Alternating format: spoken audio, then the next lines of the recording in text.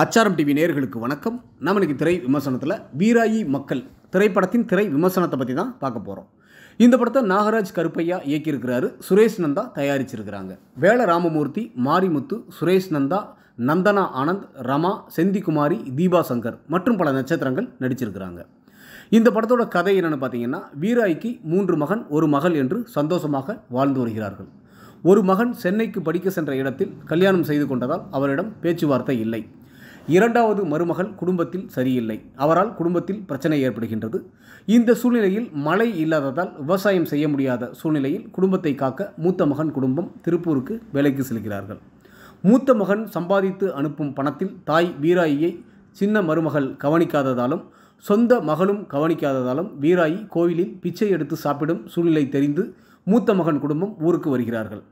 சின்ன மருமகள் சொத்தை பிரித்து தர சொல்லி ஊர் பஞ்சாயத்து வைக்கின்றால் சொத்து பிரித்து கொடுக்கப்படுகின்றது. இந்த வேதனையில் வீராயி இறக்க அந்த சம்பவத்தில் அண்ணன் வேலராமமூர்த்தி, தம்பி மாரிமுத்து, தங்கை தீபா குடும்பம் பிரியும் சூழ்நிலை ஏற்படுகின்றது. சுரேஷ் நந்தா காதலால் பிரிந்த குடும்பம் எப்படி சேர்கிறது என்பதே இந்த படத்தின் மீத கதை.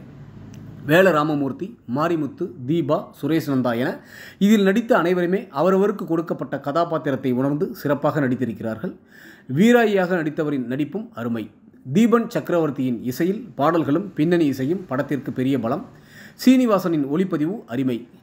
கிழக்கு சீமையிலே மாயாண்டி குடும்பத்தார் வரிசையில் குடும்பங்கள் கொண்டாடும் படமாக உறவு முறைகள் அவசியம் என்ற கருத்தை வலியுறுத்தி நல்ல படமாக கொடுத்துள்ள இயக்குனர் நாகராஜ் கருப்பையாவுக்கு பாராட்டுக்கள். தரமான படத்தை கொடுத்ததோடு நாயகனாக நன்றாக நடித்திருக்கும் சுரேஷ் நந்தாவுக்கும் பாராட்டுக்கள். ஒட்டுமொத்த படக்குழுவினருக்கும் ஆச்சாரம் டிவி சார்பாக வாழ்த்துக்கள்.